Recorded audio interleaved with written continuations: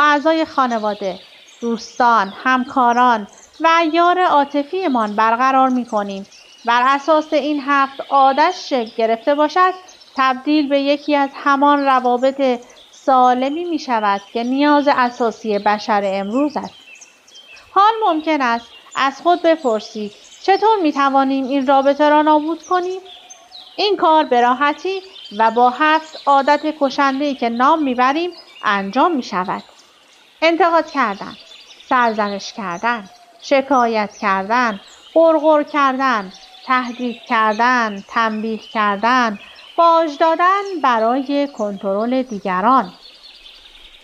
ماشین رفتار چیست؟ ماشین رفتار یکی از موارد مهمی است که در کتاب تئوری انتخاب مطرح می شود. برای آشنایی با این مفهوم باید به یکی از اصول اساسی این نظریه رجوع کنیم. تمام آنچه که ما انسان‌ها انجام می‌دهیم رفتار است. ما از لحظه‌ای که متولد می‌شویم تا زمانی که از دنیا می‌رویم رفتار می‌کنیم. تمام رفتارهای ما از این 4 مؤلفه اصلی و به هم پیوسته، یعنی عمل، فکر، احساس و فیزیولوژی تشکیل می‌شود. تمثیل ماشین رفتار به ما در درک این موضوع کمک می‌کند.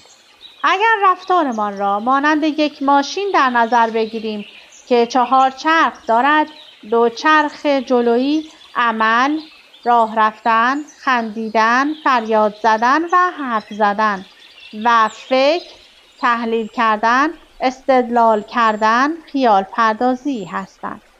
همان دوتایی که کنترلشان در اختیار ما انسان هاست. 2 چرخ عقبی که تحت تاثیر 2 چرخ جلو هستند، احساسات شامل غم، شادی، ناامیدی و فیزیولوژی شامل عرق ریختن، لرزش بدن، سردرد و غیره هستش. ما فکر می‌کنیم و دست به عمل می‌زنیم. احساسات ما و همچنین فیزیولوژی ما نیز تحت تاثیر رفتار ما تغییر می‌کند.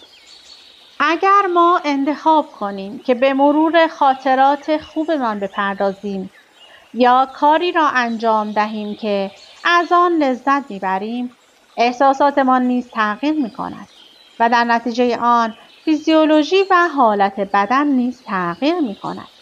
چه تفاوتی میان تئوری انتخاب و دیگر نظریه‌های رفتاری وجود دارد؟ حال که با مفهوم کلی تئوری انتخاب آشنا شدیم، بد نیست اگر به تفاوتی بپردازیم که میان این نظریه و نظریه‌های دیگر وجود دارد.